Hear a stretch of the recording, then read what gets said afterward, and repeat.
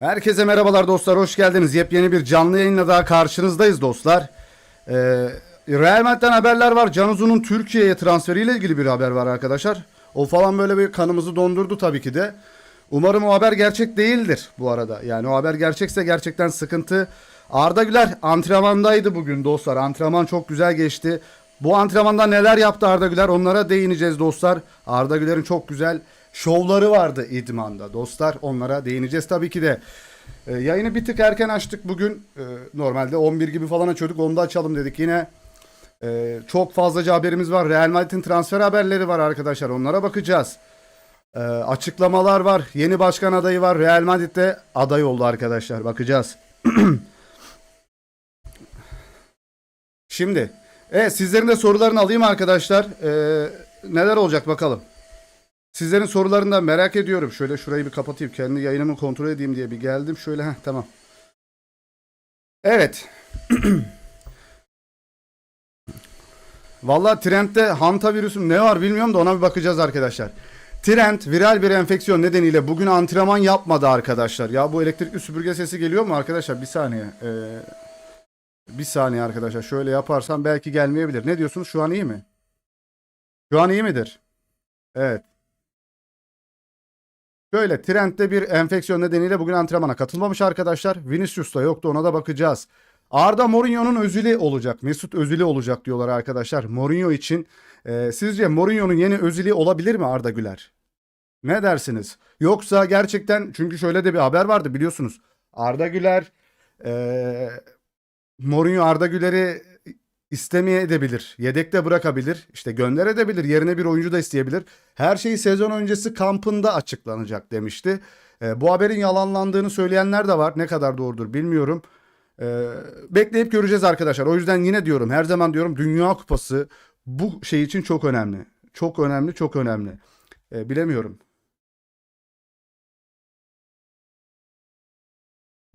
Dünya Kupası'nda sakatlıktan da yeni çıktı ve bugün antrenmanda şov yaptı Arda Güler'imiz. Kenan Yıldız'ımızın tabii ki de sakatlığı sıkıntılı. Umarım kronik bir şey yoktur. Sakat sakat oynatıyorlar çocuğu hala. Canımızı sıkıyor o da. Oynatılması ve Kenan'ın o dizindeki şişliği falan gördüm geçen maçtan çıktıktan sonra. Üzüntülü bir şekilde yedek kulübesinde oturuyordu. Canımızı sıktı tabii ki de. Bilmiyorum arkadaşlar ya. Bekleyeceğiz ve göreceğiz. Arda Güler Mourinho'nun yeni Özil'i olacak. Real Madrid'in yeni Özil'i olacak diyorlar arkadaşlar, bakacağız. Şöyle devam ediyorum haberlerimle. Joao Pedro yeni güncellenmiş. Brezilya Dünya Kupası kadrosunda Neymar Junior'un yerine geçti. Daha fazla göster. Daha fazlası arkadaşlar şurada. Neymar'ın bir sakatlığı vardı. Neymar herhalde kadrodan çıkarılmış olabilir dostlar, bilmiyorum ya, ama bu resmi olarak Dünya Kupası için ilettiler mi kadroyu bilmiyorum. Neymar sakatlandı arkadaşlar. Çok garip. Joao Pedro'nun yerini almamıştı. Pedro'yu da geri çağırmış olabilirler. Neymar her zamanki gibi aynen öyle. Nagelsmann, Leroy Sané'nin Almanya milli takımı içinde inanılmaz yüksek bir saygınlığı var diyor. Tabii ki de yıldız oyuncu arkadaşlar. Yıldız oyuncu her zaman oynar. Kenan Yıldız'ın Galatasaray ile ilgili bir haberi var. Umarım gerçek değildir. Umarım gerçek değildir. Onu bekliyoruz. Birazdan okuyacağım ve yorumlayacağız arkadaşlar. Garnacho ve diğer oyuncuların 2 haftalık antrenman sonrası Xabi Alonso'nun görünecek hali diyorlar. Görünecek sıfatı bu şekilde olabilir diyorlar. Son dakika Vinicius Junior Bilbao'ya karşı oynamayacak arkadaşlar. Özel izin istemiş. Real Madrid ona izin vermeyi kabul etti ve önümüzdeki hafta doğrudan Brezilya milli takım antrenmanına gidecek. ESPN'in haberi dostlar. Son maçta yok. Son maçta Arda Güler'in oynama ihtimali var. Uzun 2 haftadır idmanlara çıkıyor. Bireysel olarak başladı Arda Güler antrenmanlara. Dün belli bir kısmını takımla oynadı. Özellikle çift kale maç antrenmanına takımla birlikte katıldı. Bugün de full antrenmandaydı takımla beraber ve neler yapmış, inanılmaz şovlar yapmış, onlara da bakacağız arkadaşlar. Burak hocam hoş geldiniz, hepiniz hoş geldiniz dostlar. Bir like atarak başlayabiliriz. Herkese hoş geldi arkadaşlar. Şöyle devam edelim. Bernardo Silva Barcelona'da oynamak istiyor. Sky Sports yapıyor açıklamayı. Haberi yapıyor arkadaşlar. Manchester City'den ayrıldı. Yeni adresi İtalya olacak diye diyorduk ama İtalya'yı istemiyormuş. İspanya'dan talipleri var arkadaşlar. Barcelona'ya geçmiş bu sefer de. Real Madrid'de oynamak istiyordu ama Real Madrid teklifi geri çevirdi. Aleykümselam, hepiniz hoş geldiniz dostlar. Son dakika Vinicius Junior Atletico Bilbao karşı oynamayacak ve milli takım kampına gidecek dostlar. Teşekkürler Yılmaz Uğur hocam. Eyvallah, kesene bereket. Muhammed Salah Fenerbahçe'den yıllık net 20 milyon euro maaş istedi. Yağız Sabuncuoğlu. İndirim yapmazsa bu transfer zor. İndirim olursa işin rengi değişebilir. Arkadaşlar 20 milyona oyuncu alınıyor. Adam maaş istiyor. Bitmiş Salah'a verilmemesi lazım. Bilmiyorum yani, bitmiş Salah'a 20 milyon vermeyin abi, vermeyin. Vallahi altyapıdan alın, birkaç tane oyuncu alın. E, Abi Arda Güler'i, Ferdi Kadıoğlu'nu falan çıkarmış bir takım Fenerbahçe. Vardır altta oynayan güzel çocuklar. Özellikle bir uzun saçlı bir çocuk vardı minik takımda. Bayılıyorum o çocuğa. İsmini unuttum yine. Bilenler varsa, kaptanı hatta, çok iyi bir çocuk. Mesela o çocuğu kesinlikle çıkarmaları lazım. Biz Salah'a az veririz o parayı. Evet, veriyorlar. Her takımımız veriyor. Bütün takımlarımız veriyor. Real Madrid'in beklenen yeni iç saha forması arkadaşlar. Ben yani şu pembelik okey de sanki biraz antrenman forması gibi, ilk formasının bu olmaması gerektiğini düşünüyorum ben. E, O siyahlı forma geri dönmeli bence. Ama bu da tabii ki de farklı bir şey, ama bir hafif antrenman forması. Antrenman tişörtleri oluyor bunlar. Ona da benziyor gibi. Bakacağız. Doğrulandı, Rodri bir gün Real Madrid'e katılmak istiyor. O bir gün abi gelmez inşallah. O bir gün olmamalı. Abi şu duruşta bile bu çocuk nasıl Ballon d'Or aldı hala bilmiyorum. Poyraz Arabacı, evet, o altyapıda oynayan çocuk Poyraz Arabacı. Eren Poyraz Arabacı'ydı hatta, değil mi? İnanılmaz bir çocuk. Yazıp araştırmanızı isterim arkadaşlar. İnanılmaz bir çocuk. Ya yeni sezon, evet, şimdi arkadaşlar yine dönelim o habere. Yeni sezona da belki bu formayla gireriz. Orijinalini alabilirsek bakalım. Bu formayla yayınları yaparız inşallah. Her şey güzel olsun. Sakatlıklar olmasın. Poyraz Eren Arabacı. Tamam. İkinci ismini yerini değiştirdik. Poyraz Eren Arabacı. Yazın izleyin arkadaşlar. İnanılmaz bir çocuk. Güncel Hakan Çalhanoğlu Rodri'den daha iyi futbolcudur. Aksini iddia edenle de tartışmıyorum. Kendi kendine duvarla tartışsın. Abi nasılsın? İyiyim, seni sormalı. Son dakika Real Madrid e, Mourinho'ya asıl görevinin Vinicius Junior ve Mbappe'yi birlikte çalıştırmasına yardım etmek olduğunu bildirdi. Ya Mourinho, seni neden çağırıyoruz biliyor musun dedi. Bizde iki tane sıkıntılı eleman var. Bu elemanları birlikte çalışmaya ikna etmen gerekiyor. Bunları birlikte çalışması için teşvik etmen gerekiyor. Seni bunun için çağırdık diyor. Haberi de As gazetesi yapıyor arkadaşlar. Tartışmaya gerek yok zaten, aynen. Evet, donduran haberler geliyor. Galatasaray bu yaz için çok büyük bir rüyası var. Galatasaray'ın bu yaz çok büyük bir rüyası. O da Kenan Yıldız, haberi yapan Süleyman Rodop. Kenan Yıldız ile Juventus'tan bilgi alındı. İstenilen bonservis bedeli 100 milyon euro. Kenan gelirse, yine söylüyorum, Fenerbahçe haberi de vardı. Galatasaray haberi de geldi. Gelirse Türkiye'ye şu formayı çıkartırıp buraya bırakırım arkadaşlar. Oraya işte Ferdiler konulur. Hakan Çalhanoğlu koyulur. Oraya birileri koyulur arkadaşlar. Osimhen Kenan takası. Osimhen İtalyan kulüplerine gidemez 2 yıl boyunca arkadaşlar. Öyle bir anlaşması vardı maddesinde. Bilmiyorum. Anlaşmasında öyle bir madde vardı. Yani Kenan Yıldız Galatasaray kariyerinde tabii ki abi isteyen takımlar Chelsea, Arsenal, Paris Saint-Germain diyorlar da bana inandırıcı gelmiyor. Real Madrid diyorlar. Gelip Galatasaray'a gelirsen biter. Ben hep diyorum arkadaşlar, yurt dışında oynayan futbolcuların hepsi yurt dışında kalmalı. Kalmak zorundasınız. Siz oraların elçisi olacaksınız. Yani buradan yeni genç çocuklar çıktığı zaman işte Kenan abim orada oynadı. Ya Kenan, sen belki elinden tutacaksın, oraya alıştıracaksın yeni gelenleri, anladın mı? İtalya'da kalacaksan eğer ya da başka bir kulübe gideceksen. Yani Cagliari'de bile oynasan İtalya'da kal diyorum ben. Diğer çocuklarımız için arkadaşlar. O yüzden sakın Türkiye'yi, Avrupa'da oynayanların Türkiye'ye gelmemesi gerekiyor dostlar. Mourinho ile önümüzdeki sezon bu kadro bize üçlemeyi getirecek. 3 kupayı birden getirecek diyor. İkna oldun mu diyor. Hadi ben de size soruyorum, ikna oldunuz mu? Burada kim yok ama nasıl ikna olabilirsiniz ki? Mbappe, Haaland, Endrick, Bellingham, neydi şu çocuğun adını okuyamıyorum ya. Højlund mıdır nedir? Højlund, Valverde, Carreras, Bastoni, Huijsen, Trent ve Courtois. Bitik. Bitik bir ilk 11. Arda olmayınca bitik geliyor bana. Gerçekten arkadaşlar, Arda'yı görmediğimiz yerde bitik gelmiyor mu? Bana çok bitik geliyor ya. Vallahi bitik geliyor. Garip geliyor bana. Evet, çok garip. Öyle yazıyor. İspanyol taraftarlarda yazıyor bu şekilde. Arda'sız bir kadro kurabiliyorlar. Thomas Tuchel, Harry Maguire'ı İngiltere kadrosundan çıkarttı. İngiliz stoper bu karara şok oldu. Zaten çok mimleri olan bir oyuncu. Çok dalga geçilen bir oyuncu. Nasıl milli takım ve Manchester. İnanılmaz bir torpili olduğunu düşünüyorum bu herifin ya. Maino Dünya Kupası için İngiltere kadrosuna dahil edilmesi bekleniliyor. Kobe Maino da gidiyor. Futbolcu Bertu Yıldırım ve eşi Oriana Yıldırım heyecanla bekledikleri bebekleriyle mutluluk pozu verdi. Onlara da mutluluklar diliyoruz. Siyahi bir eşi var onun da. Devam edelim. Evet, gelelim bizim ana konumuz ya. Şu şeyi falan bir geçelim arkadaşlar. Magazinsel haberleri bir aralara sıkıştırıyoruz ama o da olsun yani. Haberin şeyi oluyor. Yayının tadı tuzu oluyor onlarda. Şöyle bakalım. Arda Güler'e şuradan bir pas geliyor arkadaşlar. Dönerek topukla vuruyor. Courtois da topu çıkartıyor dostlar. Burada inanılmaz bir golcü vuruşu var. Ama golle sonuçlanmıyor tabii ki de. Bugün İdman'da şov yapmış. Neler yapmış, kafayı yersiniz ya. Arda Güler Mbappe'yi pazara gönderiyor. Çalımlamış ve devam etmiş gibi gözüküyor fotoğrafta. Daha ilerleyen bölümlere koydum. Videoları böyle koydum arkadaşlar. Arda Güler'in İdman'da 6-7 pozisyonunu yakaladık. Oraları fotoğraflaştırdık ve oralara göre yorumlayacağım, anlatacağım size. Özil de bunu yapıyordu. Evet, Özil hareketleri tam. Real Madrid Pedro Porro'yu çok beğeniyor ama fiyat çok yüksek. AS gazetesi, yani Real Madrid bile fiyata yüksek çekiyorsa, yüksek diyorsa, ama Trent'i sağ bek olarak ilk oyuncu olarak düşünüyorlar. Pedro Porro yedek beklemeyi kabul eder mi? Yani Real Madrid'de oynuyorsan edebilirsin tabii ki de, bilmiyorum. Video neden oynatmıyorsun? Çünkü telif geliyor arkadaşlar. Videolardan telif yiyoruz. Kanalı kaybetmeyelim tabii ki de.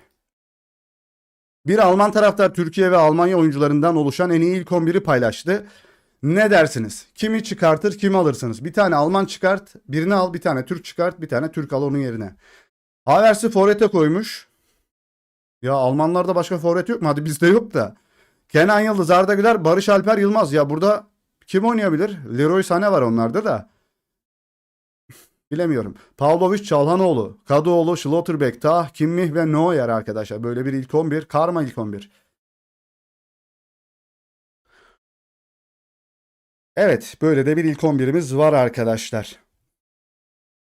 Dikkat et, hızlı gelişiyoruz. Evet, yavaş, bence hızlı değil de biraz yavaş gidiyoruz ama olsun arkadaşlar, çok da önemli değil. 2-3 tane kanalımız var, hepsi birbiriyle bağlantılı. Umarım hak ettiğimiz yere de geliriz çünkü çok fazlaca emek veriyoruz.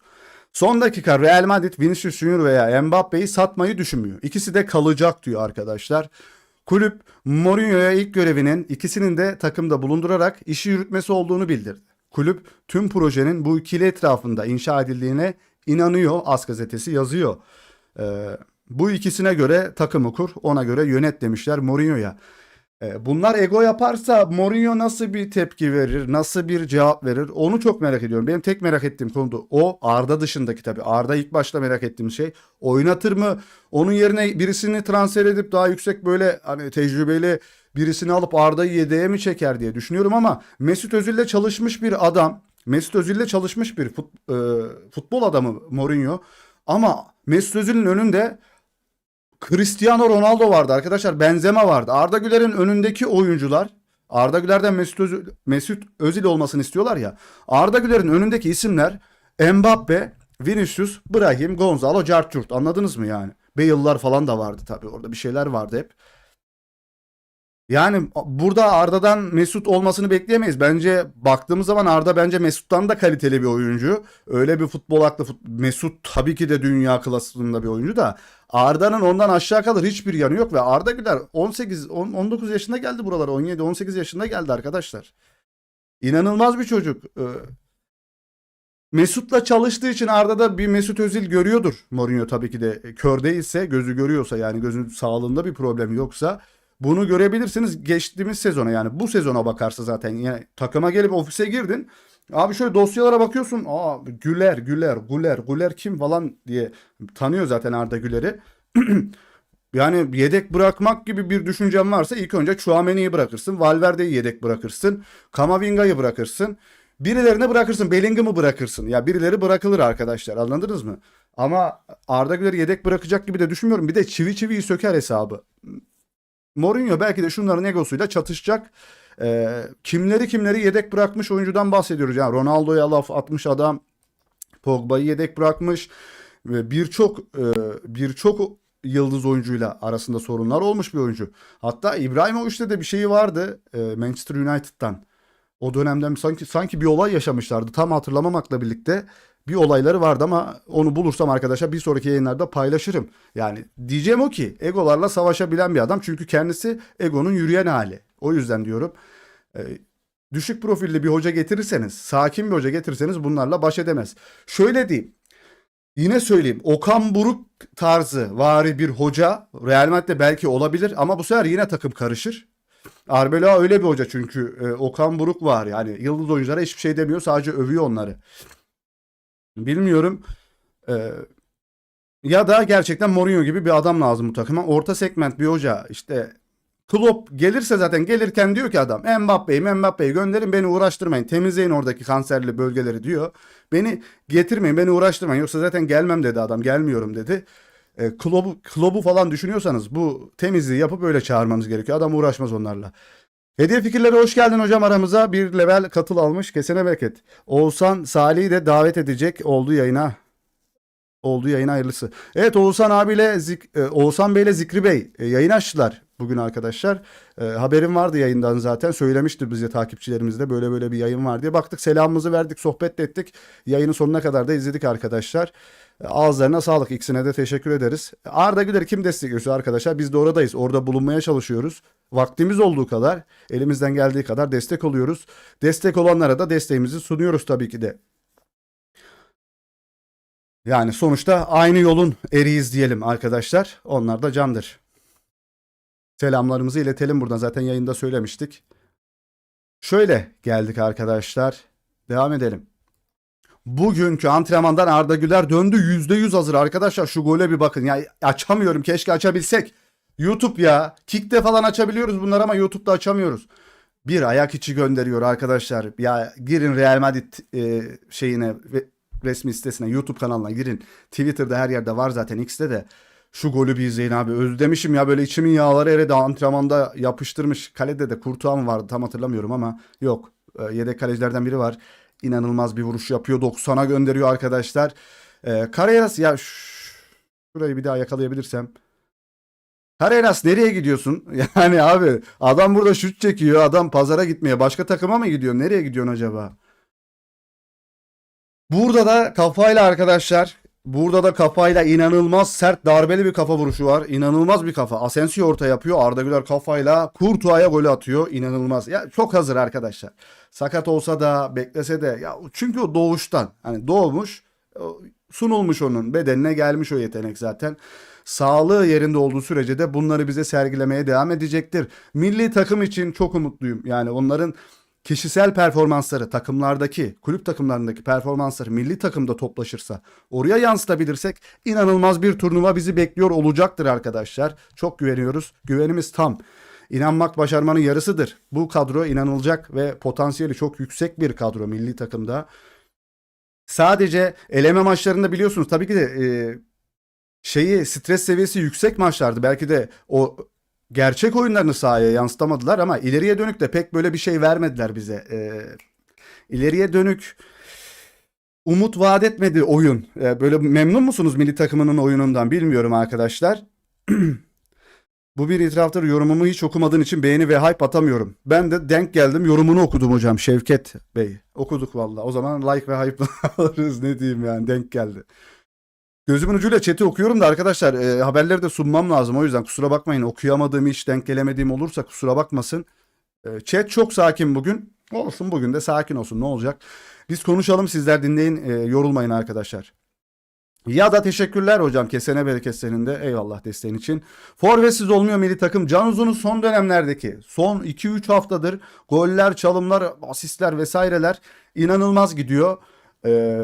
5 kişiyi çalımlayıp böyle kaleciyi de neredeyse çalımlayıp bir topa vurdu. Yan filede kaldığı bir pozisyon var. Yan file yana ağlara çarptı. İnanılmaz bir forvet çıkabilir ondan da ya. Çok gençler arkadaşlar yani ve bu yaşta bunları yapabiliyor olmak çok garip. Yani biz stadyuma gittiğimiz zaman kalbiniz atıyor değil mi arkadaşlar? Bu adamlar oraya çıkıp top oynuyor ya. Bakın arkadaşlar, üstündeki Real Madrid forması, Juventus forması, işte Inter forması Hakan. Yani Ferdi İngiltere'de oynuyor. Can Almanya'da, inanılmaz şeyler arkadaşlar. Biz tribüne maç izlemeye gittiğimiz zaman deliriyoruz, böyle çıldırıyoruz falan. Adamlar oranın formasını giyiyor, gol atıyorlar falan. Zor şeyler. Şöyle idmana dönelim yine dostlar. Arda Güler yine burada Kamavinga'nın önünden birkaç tane daha oyuncu var önünde. Hepsi bacağını uzatıyor ama arasından köşeye yerden temiz bırakıyor antrenmanda. Ve bir tane de Gonzalo Garcia'ya sol ayağıyla. Atak yönünün sağ tarafından, öyle anlatayım ben size. Atak yönünün sağ tarafından, yani kimin tarafında oynuyor diyelim. Brahim. Ancelotti döneminde oynadığı pozisyonun olduğu yerden içeri güzel bir muz orta kesiyor. Gonzalo Garcia kafayla şutunu atıyor ve kaleci Courtois da topu çıkartıyor. Ama çok güzel net bir orta yapmış yine. Antrenmanda bunlar vardı arkadaşlar ve ben bu hafta sonu oynayabileceğini düşünüyorum Arda Güler'in, çünkü Vini falan da gitti. Arda Güler oynayabilir arkadaşlar, bakacağız. Yani oynayabilir dedim de şöyle, tabii ki de maçın tamamı değil de böyle bir 10 dakika, 15 dakika, 20 dakika belki oynayabilir. Kendisini yormadan, sıkmadan oynaması gerekiyor tabii ki de. Yine o sahanın havasını alması gerekiyor Arda Güler'in de. Çünkü az kaldı. Abi oynamasın, sakatlık falan olur. Maşallah, muazzallah Arda'mıza. Allah korusun tabii ki de arkadaşlar. Yani ama dediğim gibi kendisini sıkmadan etmeden oynayabilir. Zaten prestij maçı bundan sonraki maçlar. 5-10 dakikada olsa bir girmesi gerekiyor bence. Son dakika, eğer seçimler olmazsa Real Madrid Mourinho'nun transferini en geç pazar veya pazartesi günü açıklayacak ama bu haberi ben önceden aldım ve haberleri toplarken yeni bir habere denk geldim. Başkan sanırım aday olmuş. Başkan sanırım aday olmuş arkadaşlar. Yani kim? Enrique Riquelme aday olmuş olabilir dostlar. Onunla ilgili de haber aldım da bir değerlendiririz şimdi, birazdan bakacağız. Arda'nın videosunu nereden bulacağım? Real Madrid sayfaları var X'te, Twitter'da. Oradan bulabilirsiniz. Çok güzel goller atmış ya. Evet, yine Real Madrid paylaştı. Valverde ve Arda Güler bu dünkü idmandandı arkadaşlar. Bu fotoğraf oradan kalma. Kerem Aktürkoğlu'nun piyasası 20 milyon euroya düştü. Düşer abi. Düşer. Türkiye'ye geldiğiniz zaman her şeyiniz düşer sizin. Gelmeyin diyoruz size şu ülkeye. Bak ya, Türkiye'ye dönmeyin abi, sen Benfica'ya gitmişsin. Orkun'u da almışlar, yan yana geldiler ya abi, ne işiniz var sizin ya? Galatasaray 3-4 tane üst düzey oyuncu almak istiyor. Yağız Sabuncuoğlu yapıyor haberi. Bunlardan birisi Kamavinga. Yabancı sınır konusu bu transferde önemli. Mauro Icardi'nin durumuna bağlı olarak Kamavinga için görüşmeler başlayacak. Yani Icardi ayrılacak gibi gözüküyor arkadaşlar. Görüşmeler başlayacak diyor ama birazdan haberleri var. Kamavinga'ya ne kadar istiyor Real Madrid? Kafayı yersiniz. İstediği fiyatı görseniz yani 8 tane Kamavinga alırsınız o paraya, bilmiyorum. 8 tane Kamavinga gelir o paraya. Evet, Bernardo Silva haberine geçmeden önce hediye fikirleri bizlere destek olmuş. Hemen şöyle okuyorum hocam. Bu yetenek doğuştan da varsa o kadar çok izlemiş ki kas hafızası ile yetenek hafızası birleşmiş çocuğun. Milisaniyeler içinde 30-40 metreden ayağa pas bırakmak herkesin yapabileceği bir şey değil. Kesinlikle hocam ya, kesinlikle diyorum ya. E, Mourinho'nun da daha Fenerbahçe'deyken yaptığı bir açıklama vardı. Hala aynı şekilde düşünüyor mu bilmiyorum ama ne demişti Mourinho? Arda Güler de sonradan öğrenebilecek hiçbir şey yok dedi. Çocuğa doğuştan gelmiş dedi Mourinho'da. Yani sonradan öğretebileceğiniz şeyler yok onda dedi. Öğretemezsiniz dedi. İstediğin kadar her gün işte top ayağına gelmeden 5 tane varyasyonu, arkası dönük bir de. Arda zaten o arkasındaki adamın nereye koşu yaptığını, daha top, o pas atacak arkadaşı var ya karşıdan ona. Ondayken bakıyor onlar nerede diye ve alıyor, oraya tık diye atıyor arkadaşlar. Arkasında da gözü var muhabbeti. Oradan geliyor. Arda'da da doğuştan var arkadaşlar. İstediğin kadar idman yaptır, onu zor geliştirirsin. Kamavinga'ya geleceğim arkadaşlar. Ya o kadar pahalı olamaz ya. Bernardo Silva Atletico Madrid'e transfer olmak üzere. Ya bu da bütün İspanyol takımlarına haberi çıktı. Real Madrid çıktı. Barcelona vardı bugün ve Atletico Madrid de eklendi. La Gazzetta dello Sport yapıyor çünkü İtalya'da oynamak istemediğini söylemişti. Orası da haberini yaptı arkadaşlar. Atletico bu transferde Juventus ve Barcelona'yı geride bıraktı. Evet, Real Madrid zaten direkt reddetti. Ben Barcelona'nın yerinde olsam, ama serbest oyuncu olarak çıkıyor herhalde. Ben Barcelona'nın yerinde olsam Kenan'ı alırdım diyeceğim de, çünkü Rashford da gidecek. Rashford istemiyorlar. Orada da para yok diyorlar ha. Bunlarda para yoksa nasıl dünyanın zirvesinde kalabiliyorsunuz? O oyunculara nasıl maaş yetiştiriyorsunuz? La Liga şampiyonuna da çok az para veriliyormuş arkadaşlar. Premier Lig'in düşeni La Liga'nın şampiyonundan daha fazla para kazanıyor. Bak, Premier Lig düşeni var ya, küme düşeni en sonuncusu. La Liga'nın şampiyonundan 4-5 milyon euro daha fazla para kazanıyor. Garip. Ama İngiltere'nin yayın hakları hep öyleydi arkadaşlar. Evet, efsane futbolcu Romario. Bugün televizyonu açıp izlemeye değer buldum. Tek futbolcu Messi. Hocam o televizyona döner tekme atarım, evine gelirim. O televizyonu çalarım. O televizyonu çalarım Romario. O gözlüğü bir çıkart ilk önce. Bir Arda Güler'i bir izle adam abi. Sen neler yapıyorsun ya? Adam abi yürüyor sahada. Neyi izliyorsun ya? O televizyonu patlatırım ya. Abi Messi mi kaldı? Tamam Messi, tamam okey, Messi Messi'dir ama eskiden Messi'ydi. Şu an hepsi yani. Yapacak bir şey yok. Xabi Alonso göreve geldiğinde eski öğrencisi Mbappe için bir hamle yapabilir El Nacional arkadaşlar. Lütfen yani bu haber gerçek olsun. Yatarken dua edeceğim gitsin diye. Lütfen. İnanılmaz yıldız bir oyuncu. İnanılmaz takımdaş, arkadaş, dosttur. Herkesi yemeğe davet eder, arkadaşlarına yemek ısmarlar, ayakkabı ısmarlar. Çok iyi kalplidir. Severiz ama yani onu kaybedeceğimiz için de çok üzgünüz. Lütfen onu almayın yani. Ne diyeyim abi ben bu adama. Dani Carvajal Arda Güler'e Real Madrid zihniyetini öğretmesi hakkında. Yani Arda'ya zihniyeti tabii ki de Carvajal öğretmiş. Öyle diyor kaptan çünkü o. Real Madrid'de yetenek asla yeterli değil. Karaktere, sabıra ve her anı savaşarak geçirecek bir zihniyete ihtiyacım var. Bu zihniyetin hangisi şu an Real Madrid'deki futbolcularda var? Şöyle diyeyim. Ne diyor? Yetenek, karakter, sabır, savaşmak. Bunlara ihtiyacım var. Real Madrid'de kalacaksan diyor. Real Madrid'de oynayacaksan karakter desen herkes birbirini tokatlıyor. Yani tekvando antrenmanına dönmüş antrenmanlar falan. Savaşan çok az oyuncu var. Courtois, belki Tchouaméni, belki o da ha. Valverde maybe. Arda Güler zaten savaşan oyuncuların başında geliyor. Çok da bir şey, çok da birilerini görmüyorum arkadaşlar. Belki Rüdiger diyeceğim de yok ya onlar da. Yok abi, yok yok. Yok, bunların hiçbiri yok abi. Carvajal'in Arda'nın Madrid'in baskı ve standartlarına uyum sağlamasına yardımcı olan kıdemli oyunculardan biri olduğu bildiriliyor. Ona armayı takmanın rekabet etmek, acı çekmek ve sorumluluktan asla kaçmamak anlamına geldiğini öğreterek. Neyse. Neyse sustum, yuttum arkadaşlar. Son kelimeyi yuttum ya. Selamlar selamlar, hoş geldiniz dostlar. Şöyle bir like atalım ya. Şuraya 150 like yapalım hemen. Tabii canım, karakter kaynıyor. Abi Mbappe'nin egosu olmadığı tek insan Cristiano Ronaldo. Yani Ronaldo biraz daha tökezlesin, ona da ego yapar bence. Bu takım resmen yasa dışı olurdu. Bence de olur arkadaşlar. Çünkü 12 kişilik bir kadro yapmışsınız. Rüdiger diyorum. Courtois, Alphonso Davies ne alaka abi burada? Buraya Mendes yazacaksın. Mendes.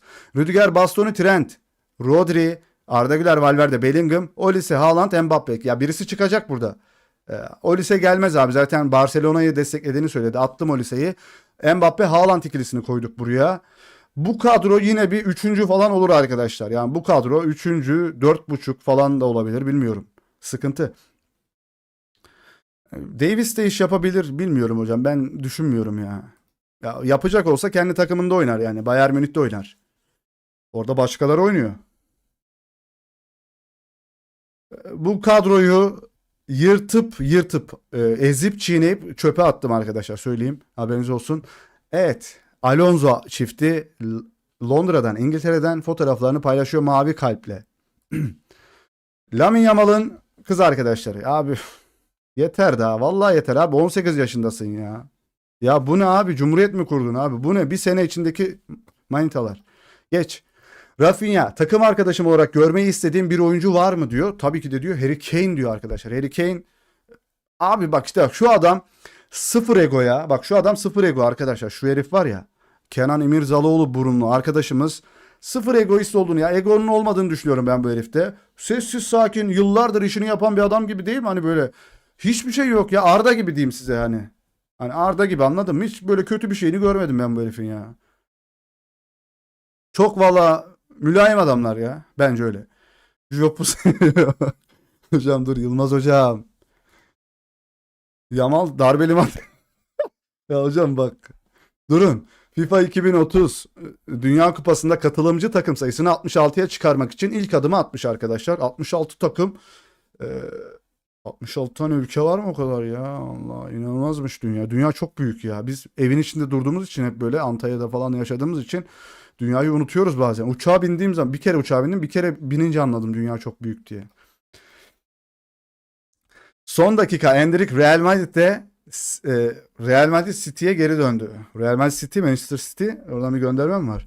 Bugün takımla bir araya geldi ve yarından itibaren Dünya Kupası için antrenmanlara başlayacak arkadaşlar. Endrick de döndü. Kiralık sözleşmesi bitti bilmiyorum. Dünya milletleri Antalya'da değil mi? Yok. Biz aile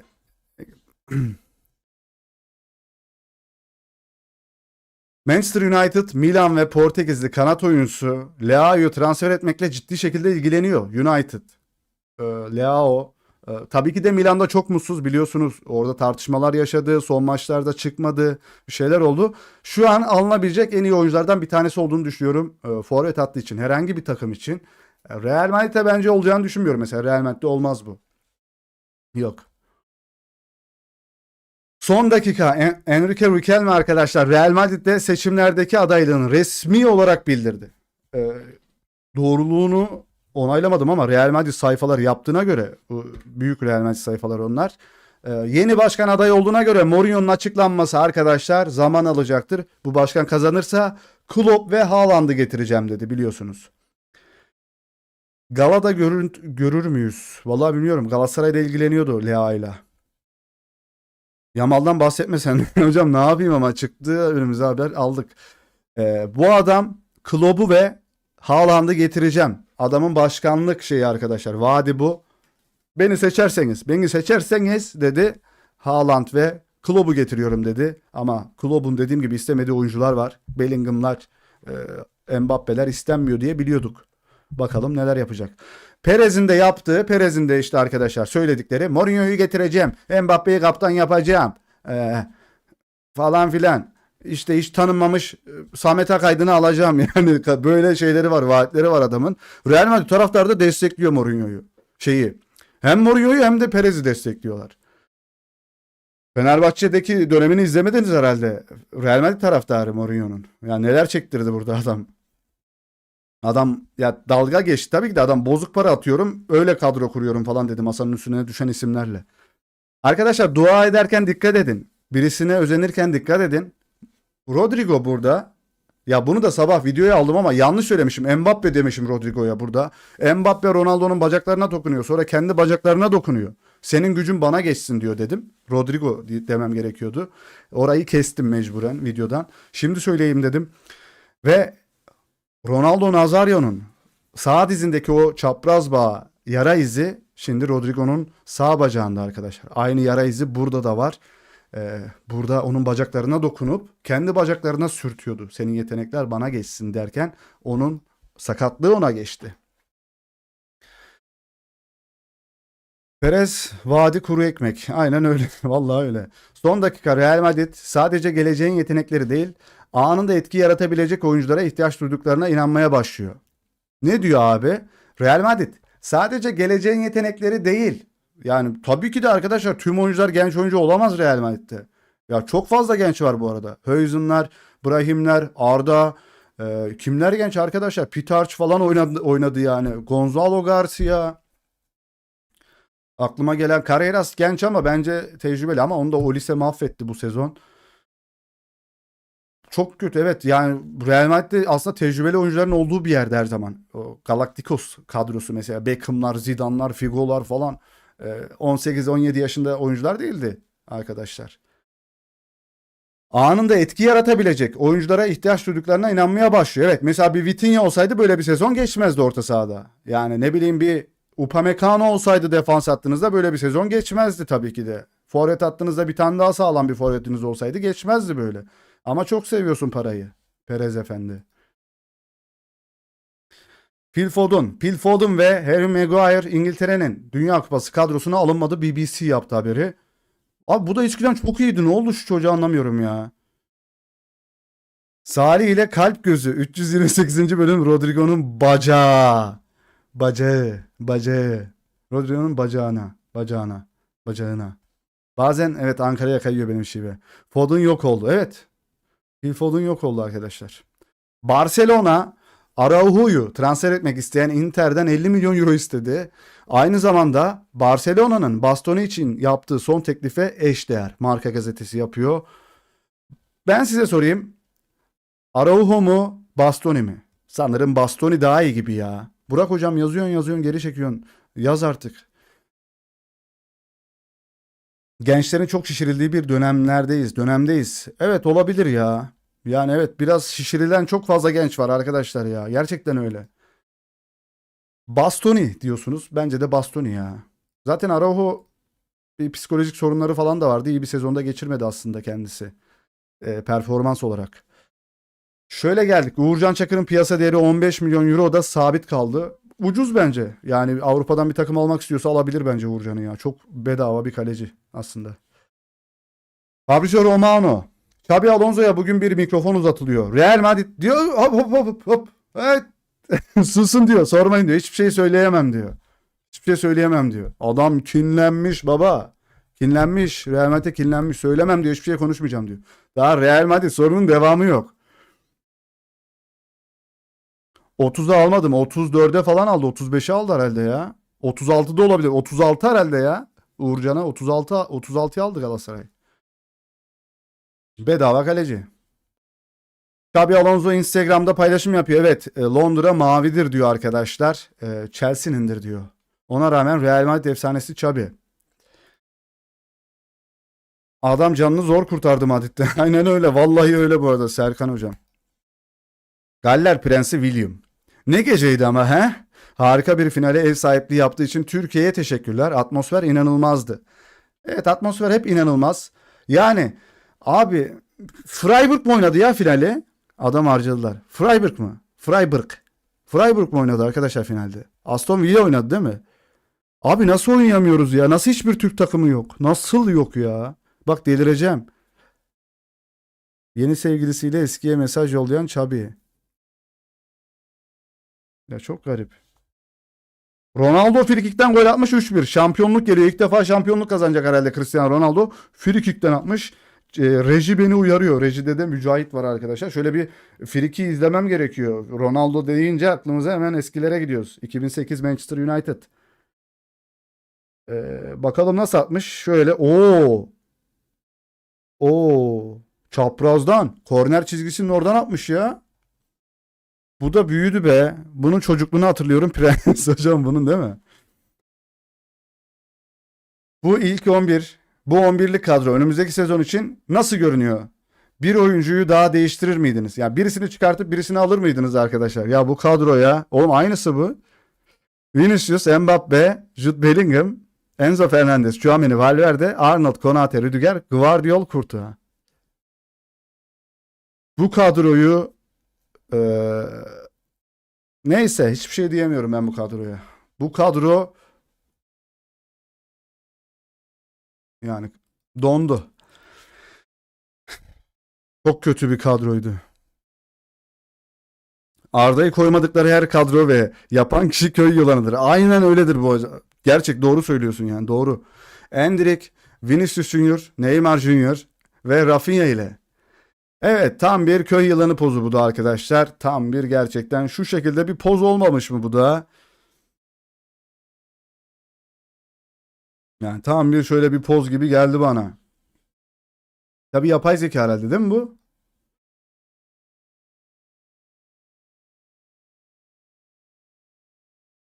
Brezilya Amazon yılanları. Avrupa Ligi'ne alır ancak bu kadro. Valla orayı bile alamaz gibi bence. Burak hocam çöp. Son dakika. Mourinho Real Madrid için potansiyel yedek sağ bek olarak Dalo'yu çok beğeniyor. AS gazetesi yazıyor. Abi sizin önceliğiniz gerçekten yedek sağ bek mi ya? Abi bunlar ne zaman uyanır tahmini olarak Real Madrid yöneticileri, Real Madrid yönetimi, Perez, bitkisel hayattan ne zaman çıkarsınız tam anlamıyla bir söylerseniz ona göre biz de aksiyon alalım o duruma göre. Noah Lang, Virgil van Dijk bana Galatasaray'ı İstanbul'u sordu diyor. Galatasaray'ı sevdiğini söylüyor diyor. Galatasaray'la ilgili haberleri vardı onun da. Gelir mi bilmiyoruz bakacağız. Udinese Zaniolo'nun satın alma opsiyonunun kullanılacağını Galatasaray'a bildirdi. Sonunda gidiyor kiralık kardeşimiz. Real Madrid'in yeni sezon formalarına baksanıza yeşil ve 125. yıla özel olan formalara bayıldım. Arda Güler'e de feci yakışmış. Size geleceği gösteriyorum arkadaşlar. Bak bir sene sonrayı görüyorsunuz burada. Evet, Arda Güler'imizin üzerinde. Baba pembe bile yakışmış çocuğa ya. Vallahi hepsi yakışıyor abi. Çocuk Real Madrid için doğmuş gerçekten. Son forma çok iyiymiş şu değil mi? Bu şey değil mi ya? Bu formanın aynısı vardı. Yakası da güzelmiş abi. Düğmeli falan buraları. Alınsın ya şundan bir tane. Ee, Arkadaşlar şu formanın aynısı vardı. Hangi sezondu ya? Jose 5 sene prime yaşadı. 20 yıldır ekmeğini yiyor. Aynen öyle.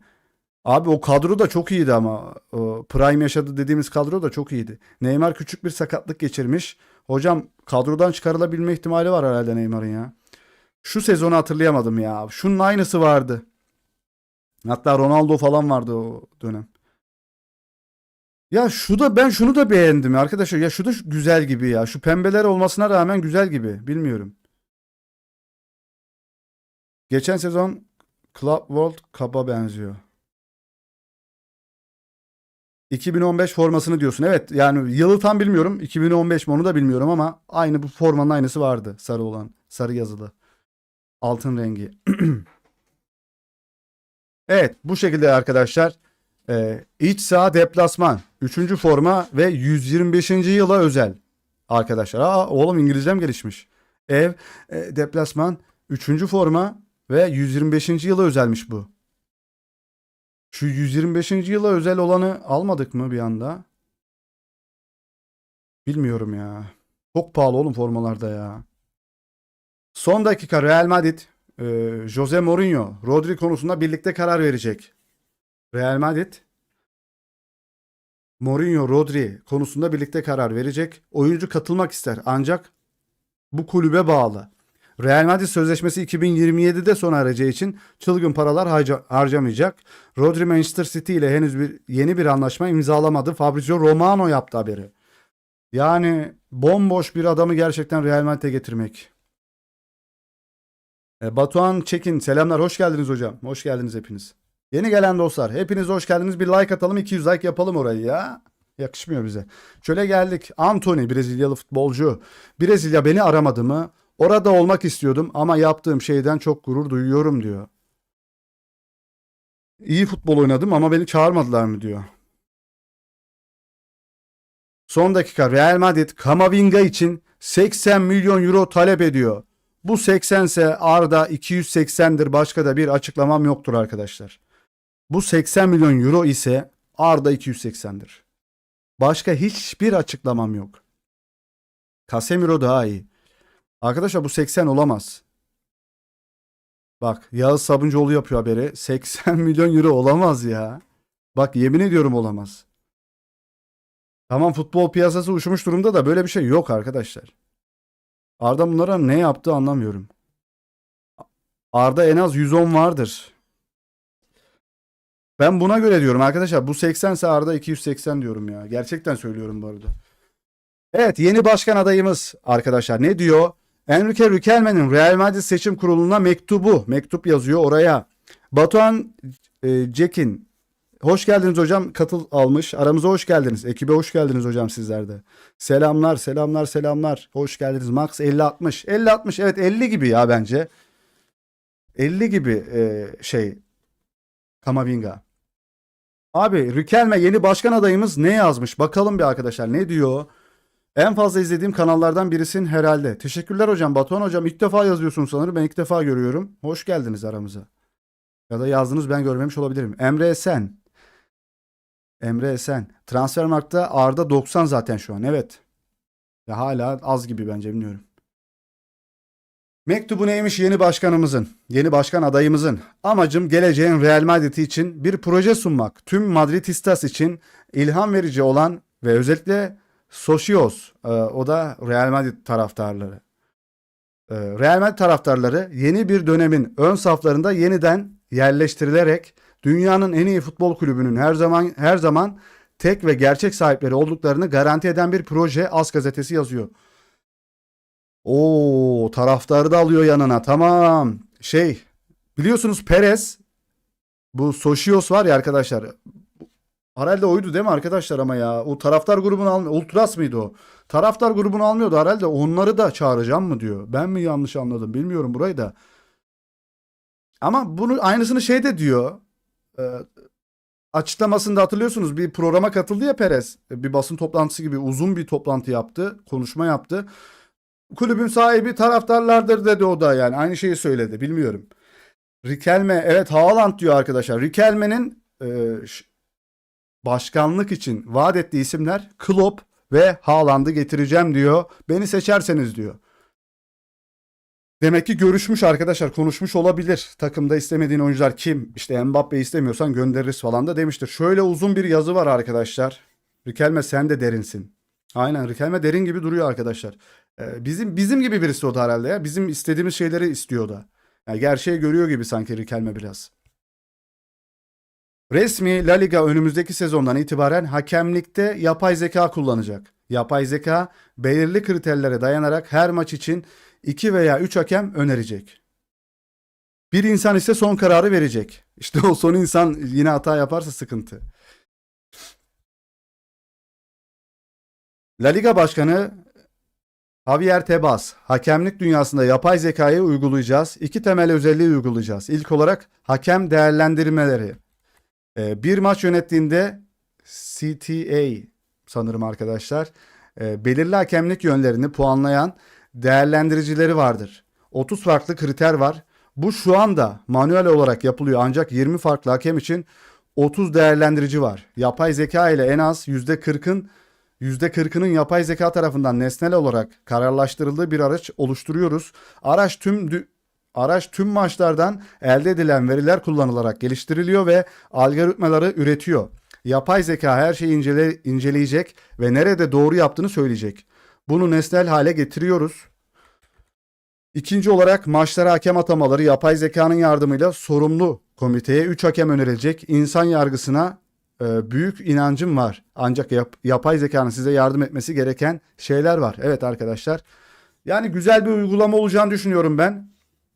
Ama finaldeki kararı yine bir insan belirleyeceği için bir hata olduğunda, bir istemedikleri bir karar olduğu zaman hakemden o adamı suçlayacaktır. Bütün parmaklar o tek karar veren bir kişi olacak diyorlar ya. Bütün parmaklar yine ona gidecektir.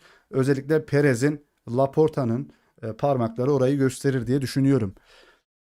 Hoş geldiniz Yusuf Bey. Aleyküm selam. Hakemlik ölecek yani. Yani arkadaşlar artık bence bir süreden sonra her şey yapay zekaya geçecek. Bunun önüne geçmezlerse zaten böyle olur. Offside'ı direkt anında dışarıdan gelen bir sesle falan duyabileceksiniz bence. Yani ona döner. Yani hakem de olmayabilir yakında sahada, evet. Hakemlik bitti, hepsi kuruyor olacak. Aynen, kuruyor olabilir hepsi. Javier Tebas, Fiorentino'nun seçim çağrısı yapması beni şaşırttı. Baksana şuna, bu var ya, bu çok sıkıntılı bir adam. La Liga'nın biliyorsunuz, başkanı. Şaşırttı. Riquelme hakkında yorum yapmayacağım diyor. Onu tanıyıp tanımadığımı söylemeyeceğim. Çünkü yanlış anlaşılır. Kendini aday sunma hakkına sahip ve eğer başarılı olursa ve büyük proje taşırsa bunu sunmalı. Kimse Fiorentino'nun projesini anlamıyor diyor. Bu da bayağı Perezci ya. Javier Tebas. Son dakika Bernardo Silva Real Madrid'e evet dedi. Real Madrid Haaland'ın müsait olup olmadığını sordu. Allah Allah. Evet, o haber yine arkadaşlar. Yani böyle bir haber olmamalı. Yok yok. Galatasaray'ın bir rüyası var, Kenan Yıldız. Galatasaray Kenan Yıldız için gizliden gizliye transfer yoklaması yapıyor. Kenan Yıldız'ın Galatasaray'da oynaması için büyük istek var yönetimde. Madem yerli alacağız, almışken en babasını alalım, en iyisini alalım diyorlar. Ya arkadaşlar, bu nedir ya?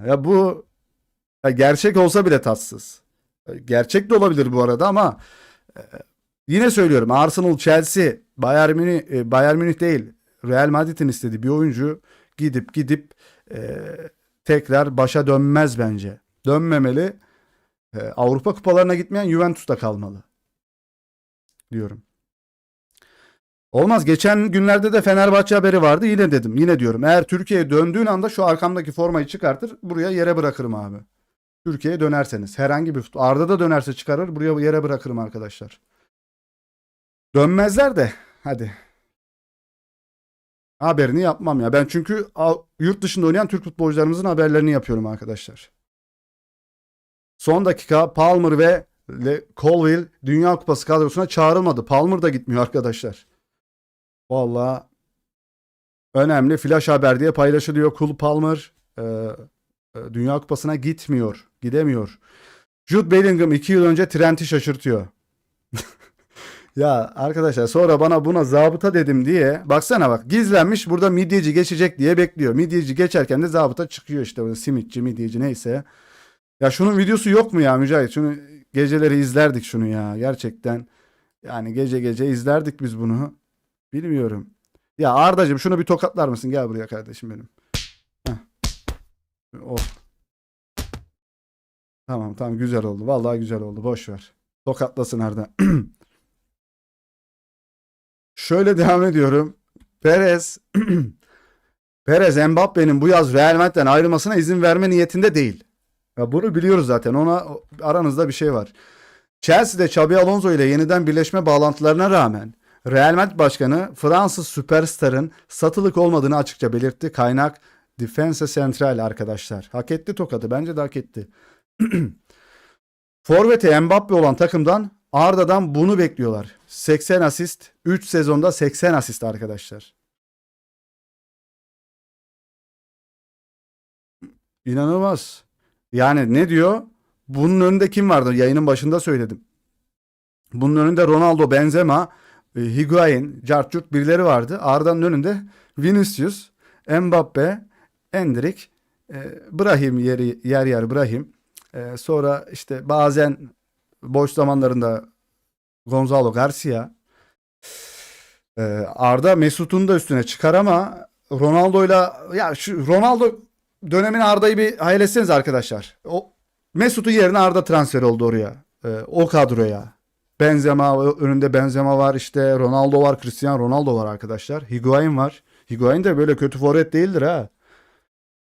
Bir hayal edin sizce 3 sezonda kaç asist yapardı Arda? Özil Türkçe öğrensin diyor. Bu açıklamaları Özil'in yapması lazım aslında. Aynen öyle. Aynen öyle hocam. Hediye fikirleri kesinlikle katılıyorum. Ya niye yapmıyorlar abi şu açıklamaları? Her oyun 3 asist rahat. Abi zaten Ronaldo'nun önüne at zaten golle sonuçlanıyor. Şöyle dokunuver topa o da asist sayılıyor ya. En az 65. Tek sezonda 65 ama değil mi? Aynen. Bence tek sezonda 65. Joachim Löw arkadaşlar önümüzdeki sene Süper Lig'in şampiyonu Fenerbahçe olacak diyor. Ne diyorsunuz? Vallahi Löw o sene bu sene demiş. Kurtağı çok komik. Burada bir yerleri oğlum bunun da boynu uzun ya zürafaların yanına gitmiş o da. Hani buna benzetiyorlar ya zaten animasyonlarında da falan görürsünüz. Bir tane Arap bir adam var böyle animasyonlar yapıyor. Kurtağının da boynunu böyle uzatıyor falan. Oraya gitmiş de burada bir dillenme var. Sıkıntı. Florentino Perez, Karim Benzema'nın Ballon d'Or ödülünü aldığı anı kaydederken böyle gizli gizli burada Perez kimi çekiyorsun burada? Tabii ki de Karim Benzema'yı çekiyor. Röntgencilik başlamış burada.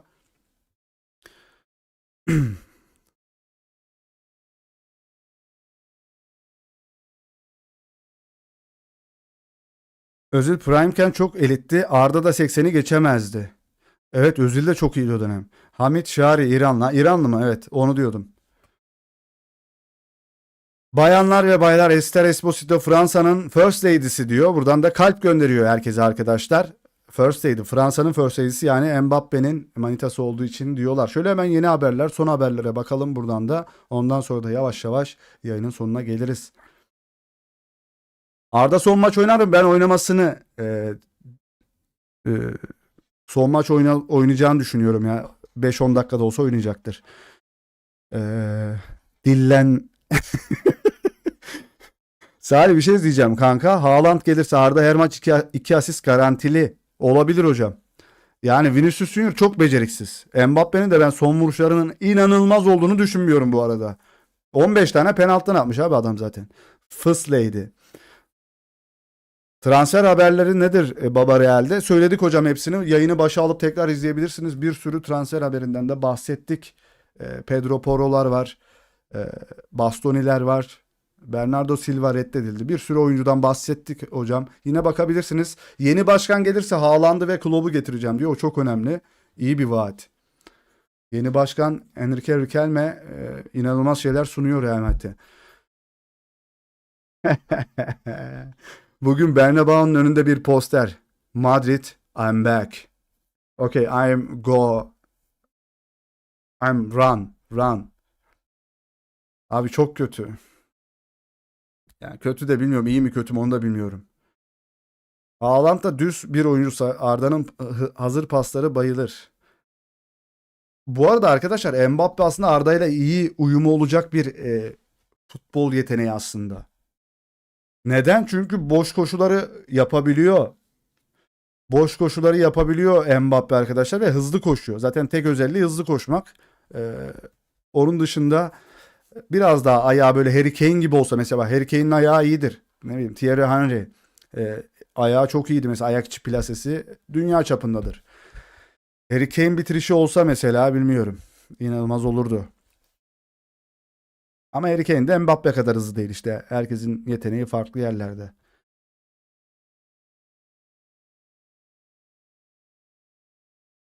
Evet, Real Madrid'de Pichichi kim olacak arkadaşlar? Real Madrid'de biliyorsunuz yeni gelen dostlar da olabilir aramızda. Pichichi kime deniyor? Gol kralı lakabı. Pichichi en üst golcümüzü belirleyecek bir maç kaldı diyor. Son maç Vedat Muriç Mbappe'nin gol atmadığı bir senaryoda hat-trick yaparsa Pichichi oluyor. Muriç'in takımı da küme düştü biliyorsunuz. Mallorca küme düştü. Mbappe bu şekilde hiç maça çıkmadan Vedat Muriç gol atmazsa Pichichi Mbappe oluyor. Bakacağız. Olmasın ya. Vedat Muriç olsun bari ya şu. Arbeloa bu gece Al Nassr'a karşı ne olursa olsun bu %100 hata. Ya ben de okuyorum kafayı yiyeceğim ya. Daz'ın Suriye haberi geldi. Bu gece Al Nassr'a karşı ne olursa olsun bu %100 benim hatam diyor. Alvaro Arbeloa benim hatam diye yok oldun ya. Vallahi yok oldun.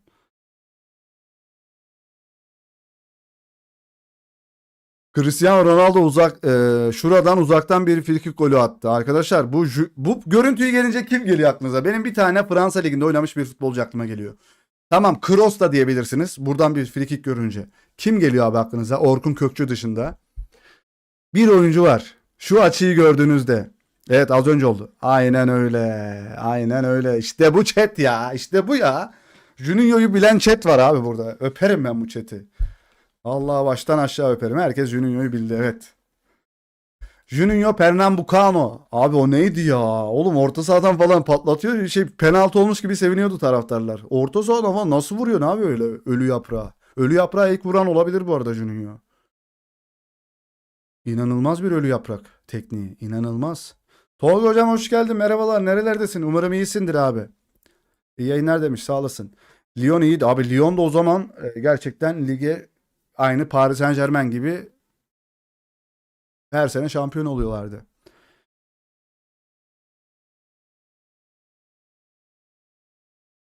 Kaan'a çaprazdan frikik atmıştı. Evet bu Juninho'nun şuradan bir friki vardı. İnanılmaz ya. Bunun yerden mi gitti havadan mı gitti göremedim tamam ama bakacağım yayından sonra yine. Oğlum bu ne efekt gibi ya.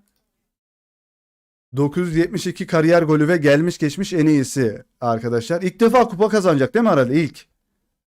Arabistan'da ilk kupası olacak herhalde Ronaldo'nun. Ölü yaprak deyince aklıma Carlos geliyor. Abi Carlos ölü yaprak vurmuyor. Falsolu vuruyor. Ölü yaprak bambaşka bir topun şöyle zikzak çizip sağa sola saçma sapan.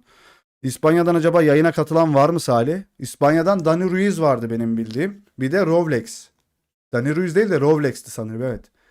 Diye bir arkadaşımız var chatte. İspanya'dan izleyenler var. Ozican var. Ozican. O İspanya'da. 14 kupa kaybetti. İlk kupayı alacak. Evet doğru bilmişim bak. 14 kupa 14 tane final oynadı arkadaşlar. Hepsini kaybetti Ronaldo Arabistan'da. İlk kupasını alacak. Abi ya şaka gibi. Winner bir oyuncuyken loser'a döndü. Ağlıyor. Cristiano Ronaldo evet orada gözyaşları başlamış. İlk kupasını alacak. Gözyaşlarına boğuldu. Baba yaşlandı be. 2008 Cristiano Ronaldo diyorum ya. Çok severdim oğlum. Bir sürü forması var. Oğlum şu bile var ya. Göstereyim mi? Arkadaşlar ya şunu bile almıştım ben. Neredesin lan?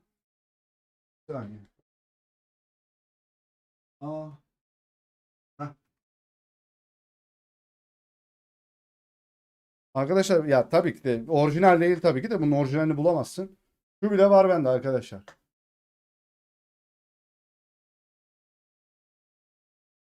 Çok severim ya. Çok severdik de geçti artık. 17 Cristiano Ronaldo baba. C nokta Ronaldo hem de. Ronaldo da değil. Ronaldo şu an gözyaşlarına boğulmuş halde. Evet, maçın içindeyken ağlıyor. Çok da duygusal da bir adam ya. Bir tane kazandı bu arada. Bir tane mi? Hakan da ölü yaprak iyiydi. Evet evet orta sahadan şeyde kulübün takımına atıyordu hatta değil mi? Orta sahadan ölü yaprak o neydi Hakan? Ama eskiden vuruyordu Hakan da artık vurmuyor sanki ölü yaprak ya. Cristiano Ronaldo kariyerinde şimdi 65 frikik golü attı arkadaşlar. 65. frikik golü. Kariyerinde 65 normal golü olmayan insanlar var. Adam 65 tane frikik golü atmış. Dortmund, Hamburg'a atmıştı. Hamburg'da atmıştı. 2004 Portekiz o forma. Evet. Çok eski. Severiz.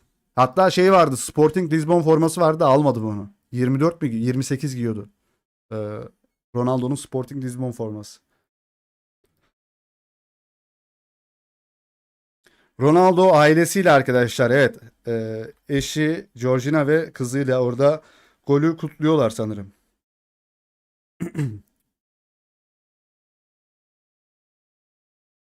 Hakan da ölü yaprak vuruşu meleke haline gelmiş. Normal vurunca da öyle gidiyor. Ronaldo 2004'te Yunanistan'a evet o altın rengi Nike ayakkabılarıyla hatırlıyorum Hakan hocam. Son dakika Thomas Tuchel Jude Bellingham'ı Dünya Kupası'na çağırmayacak. Bunun yerine Jordan Henderson seçildi. Gerçek mi bu haber? Oğlum çok üzüldüm ya. Çok üzülüyorum şu anda. Oha Bellingham gelmiyor. Oğlum çok üzüldüm.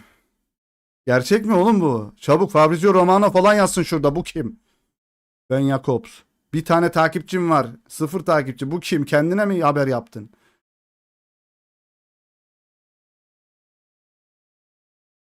Resmi kadro yarın açıklanacak ama içeriden duyumlar gelmeye başladı. Sıkıntı kardeşim ya.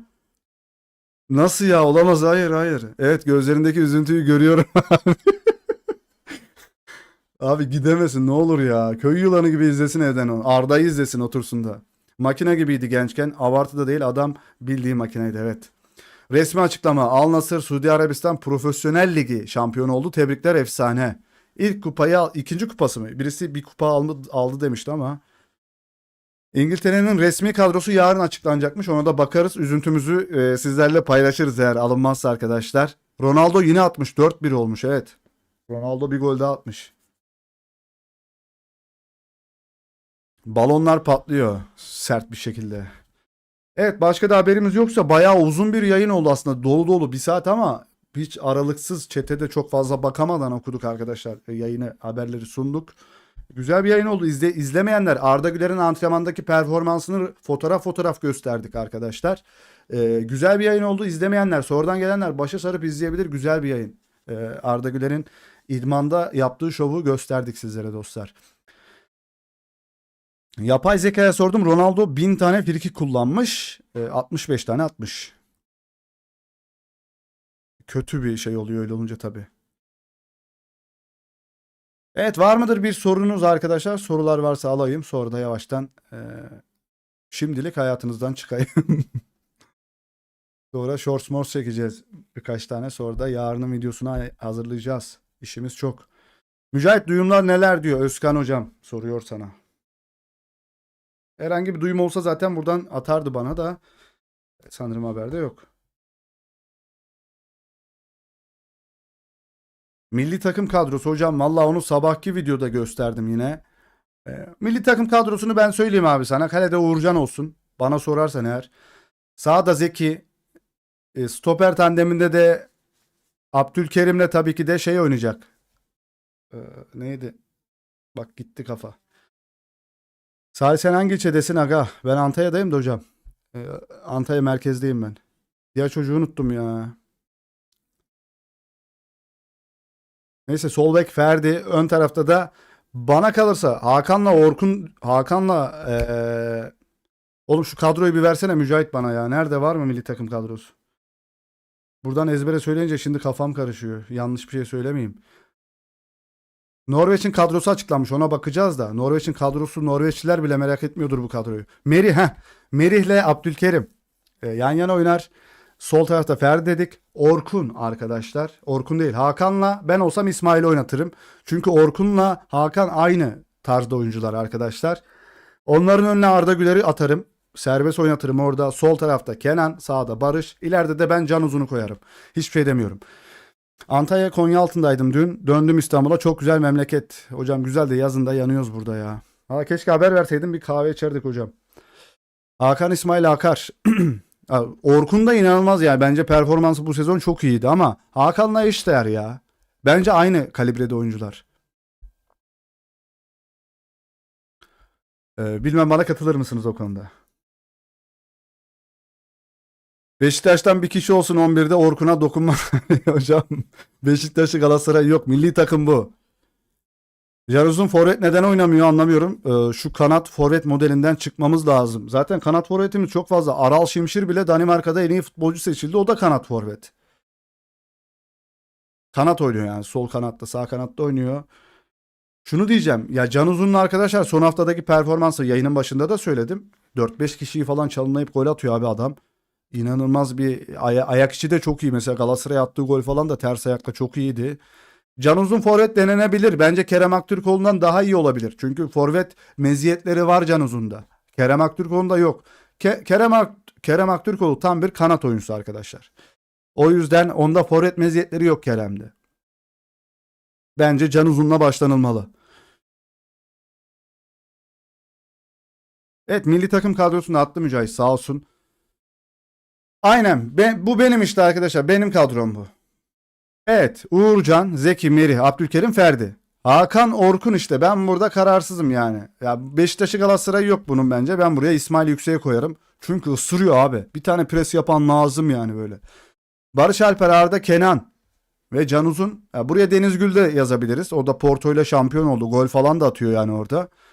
Ama hani Deniz Gül hani olmuyor arkadaşlar. Yani Burak Yılmaz'a falan okeyledin de yani olmuyor. Hani Cenk Tosun belki. Böyle harbiden bize bir Vedat Muriç'i keşke olsaydı yani şurada. Pivot, sırtı dönük, sağa sola servis yapabilen, kafa vuran forvet yok arkadaşlar. Haaland bile kafa vuramıyor ya topa. Can birinci seçeneğimdir.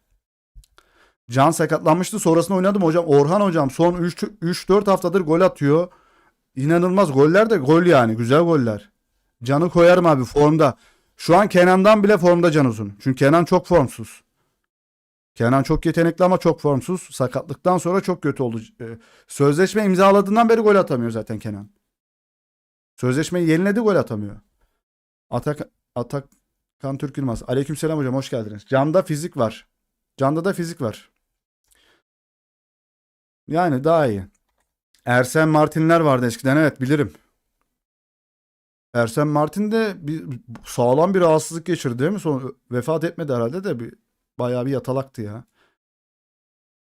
Trabzon'da oynadı biliyorsun. Ersen Martin iyiydi. Aleykümselam. Evet. Milli takım olarak da bunu söyleyebilirim. Sormuştunuz. Vefat etti değil mi? Evet. Deniz Gül'ü unutmayalım. Deniz Gül'ü söyledim hocam. Ronaldo şampiyon. Onu da söyledik hocam. Sadık hocam. Can'ın boyu kısa değil pivot santrafor gibi oynayabilir. Pivot santrafor. İşte Agüero tarzı. Ama Agüero tam Semih Kılıçsoy. Orkun İsmail'den kesicilik hariç her anlamda iyi de işte kesici de lazım. Tabii ki de öyle. Orkun inanılmaz bir ayak. Ama Hakan'la Orkun aynı kalibrede diyorum. Ama Hakan'ı mı oynatırsın, Orkun'u mu oynatırsın? Milli takım için düşünün. Beşiktaş'ı, Galatasaray'ı, Fenerbahçe'si, Trabzon'u yok arkadaşlar bunun. Milli takım için düşünün. Semih'i gözden çıkardılar çünkü son dönem performansı onun da düşüktü. Hatta bazen kadroya da giremedi ilk 11'e. Semih ilk dönem çok iyiydi. Abi Orkun bazen çok cozutuyor. Bir de Orkun'un sinirleri biraz çok fazla ya. Sinir şeyi çok fazla. Sinirleniyor. Juventus'un alt takımında 17 yaşında bir genç vardı ya. Thierry Karadenizler falan var. Onlar falan da var. Bakacağız. Montella forvet ama forvetsiz oynatıyor takımı. Kendisi evet ileri hücumda oynuyordu. Semih oynamıyor İtalya'da, golleri haricinde de yoktu. Ben izledim maçta. Biz de izledik Emre hocam. Gerçekten zaten takımı çok kötü bir takım. Orada yine bir şeyler yapmaya çalışan bir çocuktu Semih. Ama goller dışında da dediğin gibi pek de bir şey yoktu. Orkun TR'ye geldikten sonra sinirleri arttı. Coğrafya kaderdir. Ama şeyde de hocasıyla tartıştı. Benfica'da da mesela. Bildin yani boğaz boğaza girecek seviyeye geldiler hocasıyla.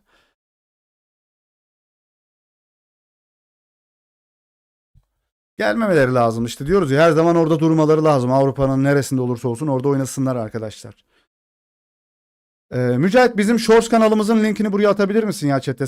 Senden rica etsem, müsaitsen eğer. Atabilirsen çok mutlu olurum. Bizim bir de Shorts kanalımız var arkadaşlar. Oraya da her gün 2-3 tane video atmaya çalışıyoruz. Destek olursanız oraya da seviniriz. Orkun'a da boş demezsin, yapma. Ya arkadaşlar, milli takım oyuncularımıza hiç öyle demeyelim bence. Hepsi bizim evlatlarımız, abilerimiz, yani neyse artık. Hepsi bizim milli değerimiz artık. Artık Dünya Kupası'ndayız arkadaşlar. Bu heyecanı biraz hissetmeye başlayın yavaştan. Az kaldı. Çok az kaldı. 20 gün mü kaldı? Kaç gün kaldı? Vallahi ben heyecanlanıyorum arkadaşlar. Sabahın 5'inde yayınlar olacak burada. Niye? Samet boş ama. O boş hocam. Yapacak bir şey yok. Evet, Shorts kanalımızda burası arkadaşlar. Dünya genelinden haber yaptığımız Shorts videolar oluyor orada da. Burası tabii ki de Arda Güler, Kenan Yıldız, Real Madrid, Juventus ağırlıklı. O Dinho yayın açmış. The World'da neredesin hocam? Gidiyoruz. Orkun falan boş değil arkadaşlar. Orkun falan milli takımımızın değerli oyuncularından birisidir. Mesela Dünya Kupamıza gidilen golde, gitme maçındaki Orkun burada şutu vuruyor. Kaleye giderken Kerem Aktürkoğlu ufacık dokunuyor. Orkun'un da payı var Dünya Kupası'na gitmemizde lütfen. Evet, Shorts kanalımızın linki de burada arkadaşlar. Bir de yeni gelenler like atıp çıkarsa seviniriz. Sağ olun. İyi ki varsınız dostlar. Seviyoruz sizi. Abi sen her gün canlı mı açıyorsun? Elimden geldiği kadar her gün açmaya çalışıyorum arkadaşlar. 10-11 arası açıyoruz. Bazen maç günleri arkadaşlar. Maçlardan önce ve sonra açıyoruz. Maçı da anlık olarak burada izliyoruz. Öyle. Şu an hepimiz tek takım tutuyoruz. Kesinlikle lig takımlarına söz konusu olmamalı. Evet Özge Hanım. Kerem çaldı bence golü. Çalsın abi. Dünya Kupası'na gittik. Fark etmiyor. Ama dokunmasa direğe çarpabilirdi o top. Dışarıda gidebilirdi. Hiç belli olmazdı. Şöyle, Arda Güler asist kralı olmak için son maçta oynar mı demişiz. Evet, %64. Bu arada asist krallığında 2 asist 3 asist daha yaparsa ama zor, bakacağız. Evet, %64, hayır %36, 203 oy kullanılmış. Uğurcan Bayern ve Uğurcan çok bedava topçu bence.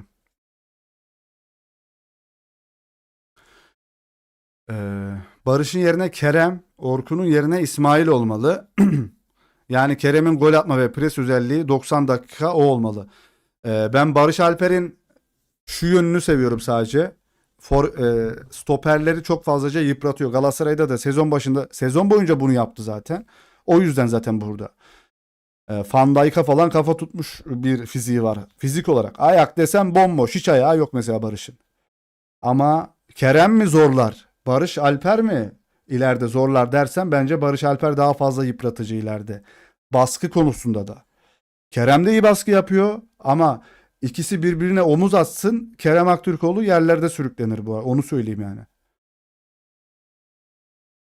Barış kart aldırıyor. Temposu yüksek. Evet, mesela Juventus maçında da sol beklerin ikisine de kart yedirttirdi.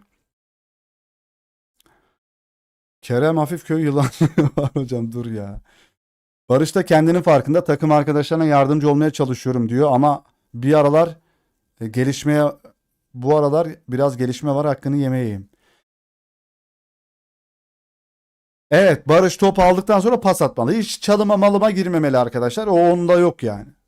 Koşacak. Boşa koşu mesela bak. Pası Arda'ya verdin ya. Bayır domuzu gibi bak. Bak. Şöyle anlatayım arkadaşlar. Görüküyor değil mi? Burada pası verdin Arda'ya. Arda köy yılanı gibi baktı sana. Sen bayır domuzu gibi buraya koşu yapıyorsun. Önüne salıyor senin.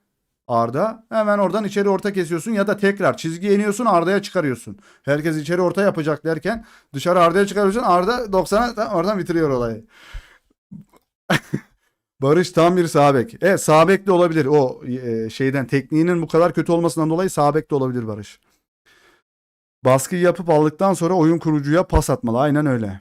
Barış'ta Hasan Şaş tekniği olsa var ya. Abi Hasan Şaş da kendine bile çalım atıyordu ya. Çok iyiydi. Mesela Kenan Yıldız'a da benziyor bence Hasan Şaş'ın o tekniği. O çalım tekniğinden bahsediyorum. Sen nasıl oynatırdın milli takım? Abi bizim milli takım sıkıntı, işte forvetimiz yok. Mesela forvetimiz yok bizim. Nasıl, ben böyle oynatırdım. Ben de böyle oynatırdım yani milli takımı. Yapacak hiçbir şey yok. Bunun dışına çıkamazsın bu milli takım bu kadrosuyla.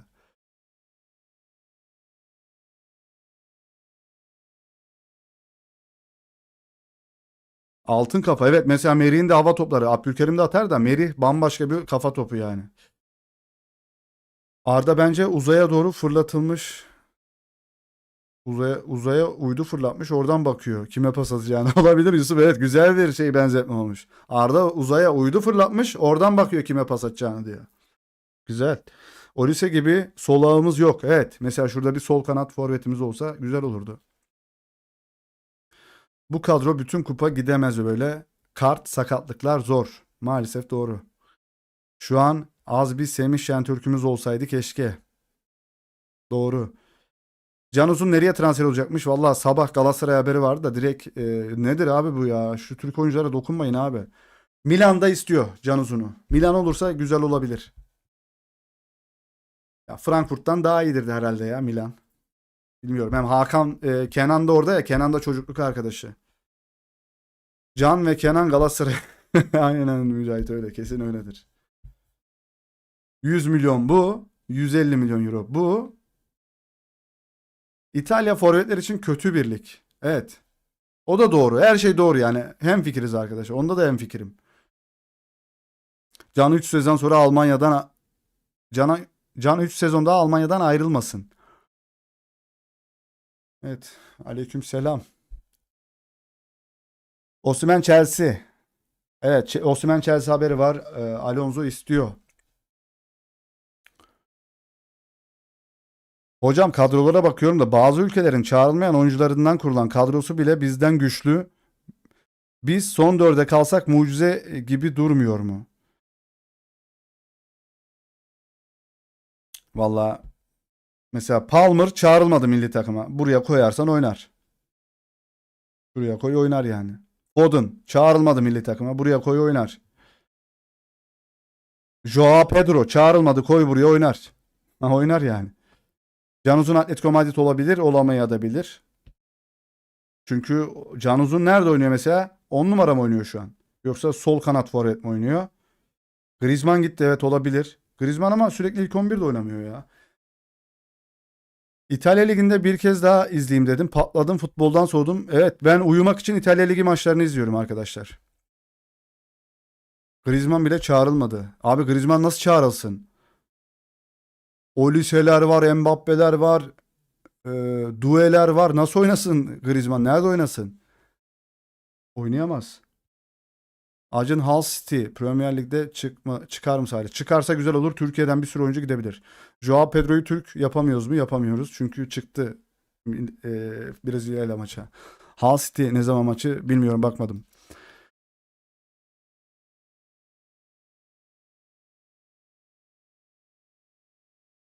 Evet dostlar, başka da bir soru yoksa ben de yavaştan müsaadenizi isteyeceğim.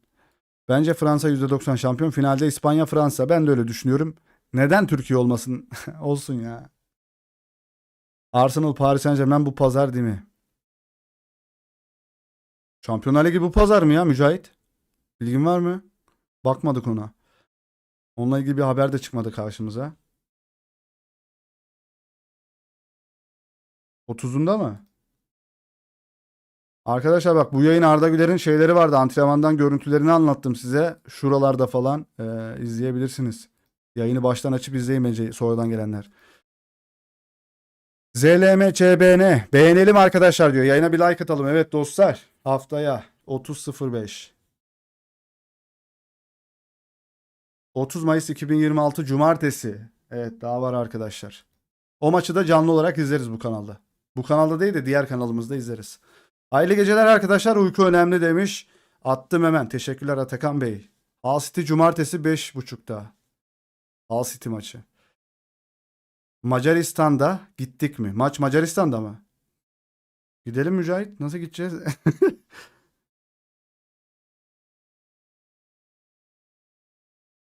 Abi maçta Arda olacak mı? Son maçın kadrosuna alınır bence Arda. Ama 5-10 dakika oynar mı? Oynar belki. Belki de hiç oynamaz. Ama idmanlara çıkıyor 3 gündür.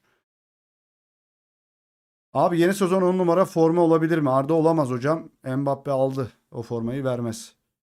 Acun aldığı 300 milyon doları transfere yatıracak. Yatırırsa. Oradaysa kesin gitmelisin. Nasıl gideceğiz hocam? Puşkaş Arena'da mı? Macaristan da vize istiyor.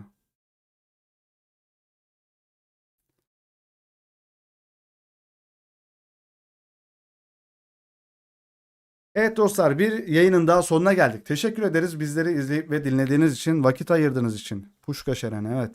200'ü kesin yatırır. Kim ya? 200 ne? Ha, transferi. Şu vizeyi kaldırsalar direkt İspanya'ya gideceğim ben de. Otostopla bile giderim. Uçağa otostop çeker yine giderim İspanya'ya. Gitmek istiyorum. İspanya hayalim ya arkadaşlar. Bir maçta olsa gideceğim oraya. Allah nasip ederse. Çok istiyorum yani. Bir Real Madrid maçını Santiago Bernabéu'da izlemek isterim yani. Arda bir maça çağır oğlum be ya kankam. Bizi bir şey yap ya oradan vizeden geçittir bizi. Bavula mı koyuyorsun? Nereye koyuyorsun? Macaristan nasıl vize istiyor? Yazıklar olsun o kadar mazimiz var. Salih gidemiyorsun. Bence zengin kapatışı yap yoksa video bitmiş. Gidemiyorum. Halka darbe var. Evet dostlar öpüyorum sizleri. Teşekkür ediyoruz. Bizleri dinlediğiniz için. Shorts kanalımızın linki orada. Shorts videoları atıyoruz. Yarın sabahta ya da öğlen bir videomuz olur.